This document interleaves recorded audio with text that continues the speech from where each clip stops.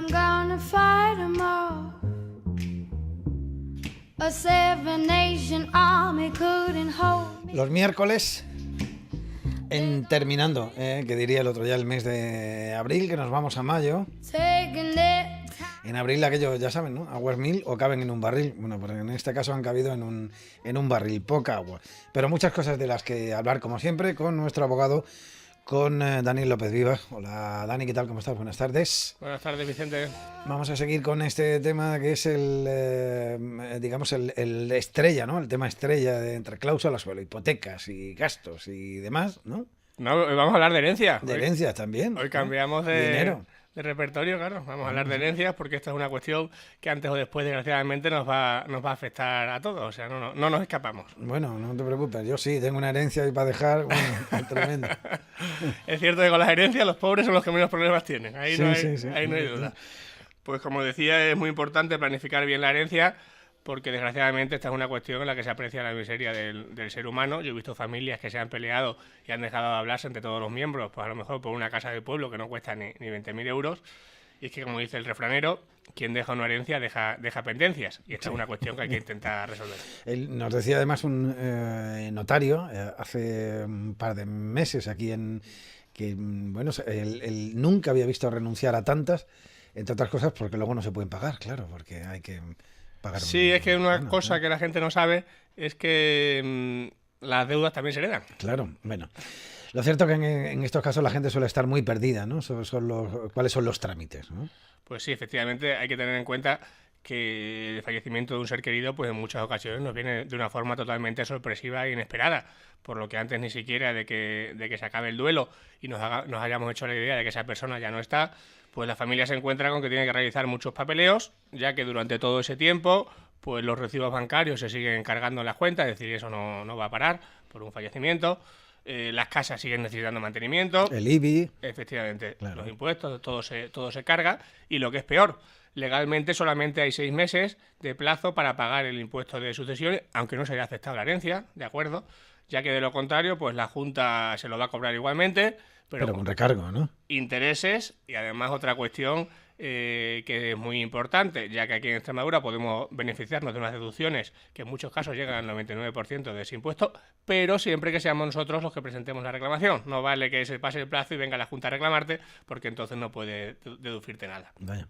Este tema del impuesto de sucesiones aquí en Extremadura pues ha resultado muy polémico, ya ha salido mucho en prensa últimamente, ya que algunos partidos han pedido su retirada, por lo que le dedicaremos algún programa. Ya hablamos en su momento de la posibilidad de dar la herencia en vida, sí, pero esa modificación que equiparaba las donaciones y las sucesiones, pues ya en diciembre del año pasado la quitaron, con lo cual ya esa posibilidad de dar la herencia en vida ha quedado muy, muy reducida. Y es que pensemos que en España, de acuerdo, hacer los papeleos para llevar a cabo una herencia es un auténtico jeroglífico para personas que no sepan de esta cuestión. Y es que, aun estando de acuerdo la familia, implica como poco ir a la Gerencia de Justicia, al notario, al registro de la propiedad y a la Consejería de Hacienda, por lo que es un procedimiento bastante Y en cada sitio complicado. te pedirán un montón de papeles y Claro, documentos, ¿no? Sí, es un auténtico juego. Parece los libros estos que teníamos de pequeño, que decía, si quieres tirar por el camino de la derecha, ves a la página 21. Pues el tema de las herencias es un poco así, porque ya digo, hay que ir a varias administraciones y cada una, como quien dice, de su padre y de su madre. Y estos trámites que hemos explicado son siempre que haya un acuerdo entre los herederos en el reparto de los bienes. Si no tenemos acuerdo entre los herederos, el camino es todavía mucho más tortuoso y largo y costoso, lógicamente. Bueno, herencia, vamos a empezar por el minuto cero, ¿eh? Herencia. Todo el mundo más o menos sabemos que es una herencia, yo creo que sí, ¿no? Sí, si acudimos a la famosa Wikipedia, que ha ocupado el espacio que en las estanterías de nuestras casas llenaban las enciclopedias, ahora ya con internet lo tenemos todo, pues herencia es el acto jurídico mediante el cual una persona que fallece transmite sus bienes, derechos y obligaciones, ya hemos dicho que también se heredan deudas, a otra u otras personas que se denominan herederos. Esa es la definición de herencia que hay en la Wikipedia, ¿de acuerdo? Sin embargo, si le preguntamos a cualquier ciudadano qué es una herencia, probablemente nos dirá que la herencia es el conjunto de bienes que van a obtener los herederos de un familiar suyo que ha fallecido. Eso técnicamente nosotros los abogados y los jurídicos lo llamamos caudal hereditario, pero la gente normal lo llama herencia y es totalmente lógico. Vosotros para ponerlo difícil. Una palabra muy bonita, hombre, caudal hereditario. Sí, sí. Otra cuestión que también varía del lenguaje, digamos, de la calle al jurídico, y aquí ya no es una palabra muy bonita, es que los abogados nos referimos al difunto que está dejando la herencia como el causante. No ves cómo soy mala gente. Te digo yo. Esta es una cuestión que sorprende a la gente porque la verdad es que para mí el nombre no es nada afortunado, pero en fin, es el que se lleva utilizando durante siglos en estas cuestiones. Bueno, antes de la herencia siempre está el testamento, que está bien que esté, ¿no? Porque además se aclaran muchas cosas, ¿no?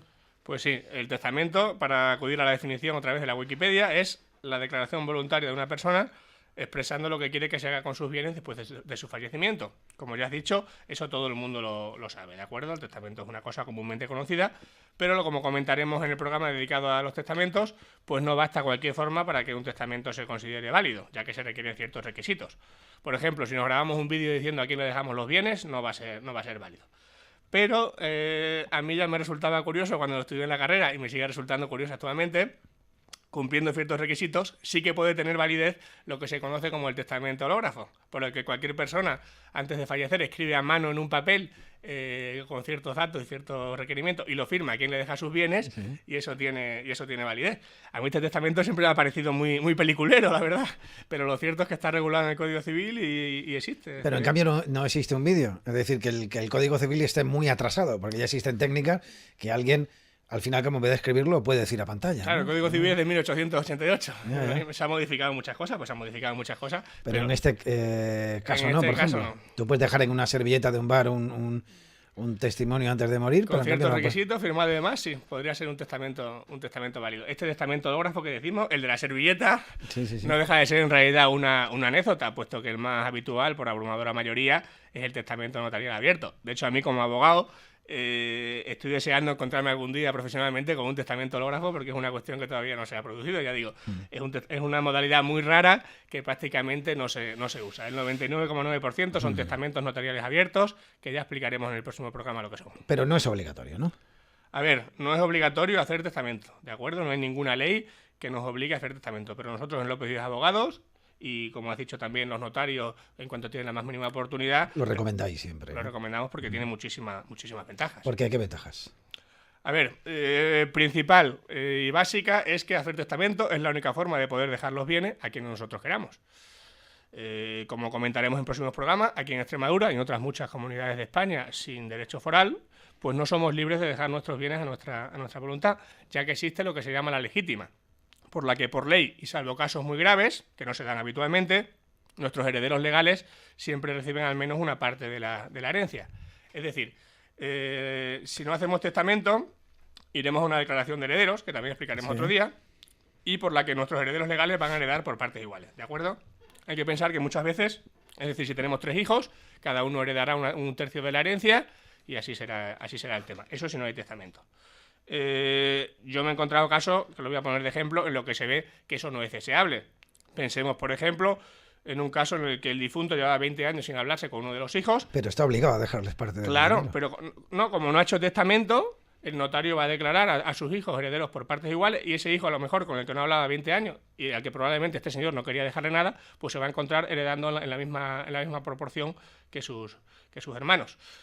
Con lo cual, ya digo, esto habitualmente no es deseable y conviene hacer testamento. Otra de las ventajas es que si se hace el testamento más habitual, que se llama del uno para el otro y luego para los hijos, en caso de morir uno de los miembros del matrimonio, el cónyuge que permanece vivo, al que los abogados también para complicar el tema nos referimos como cónyuge supersite, va a tener el usufructo de todos los bienes. Es decir, si hacemos este testamento, el cónyuge tiene el usufructo de todo, ¿de acuerdo?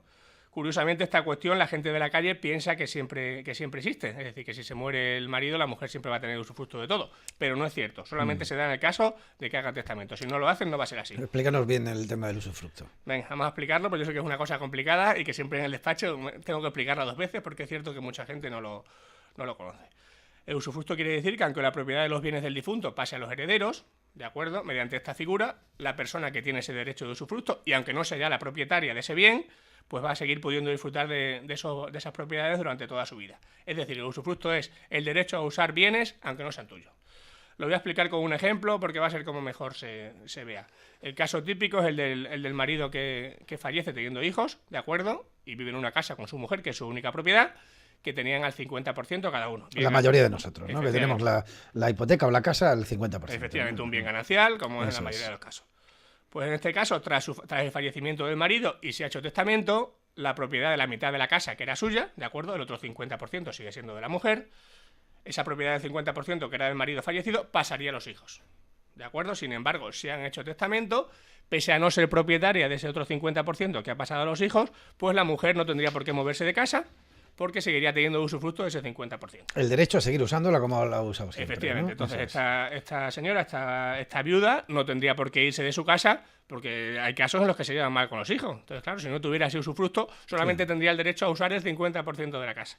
Este es exactamente un caso que nosotros llevamos en López Vidas Abogados, caso de una mujer joven que su marido falleció de manera sorpresiva, sin que la pareja tuviera hijos y sin que hubieran hecho testamento, ¿de acuerdo?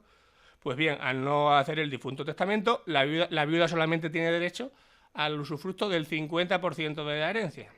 En este caso, el único bien era un piso, con lo cual nos encontramos con la desagradable situación que esta señora tiene que compartir con sus suegros ese inmueble, porque los suegros, al no tener hijos, son los propietarios del 50% y esta señora tiene el usufructo solamente del 50% de la herencia. Esta situación obviamente es muy difícil, porque los proindivisos son una fuente continua de problemas.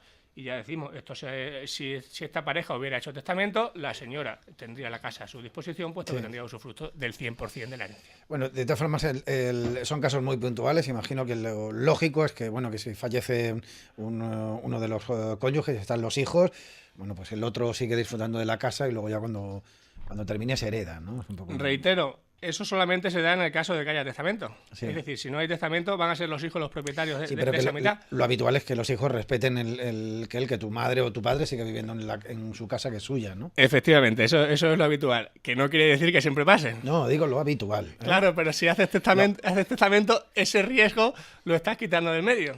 Es decir, esa variable desaparece. Evidentemente, cuando surge la noticia es porque hay un problema, ¿no? Aunque sea el 1, el 2 o el 3 o el 5% de los casos, surge el problema y es cuando se ven un poco las malas relaciones que puedan tener, pues a lo mejor la pareja con los anteriores hijos. Sí, la cuestión de esto es que tú le preguntas a la mayoría de la gente y mucha gente sí que conoce el tema de usufructo y piensa que es automático.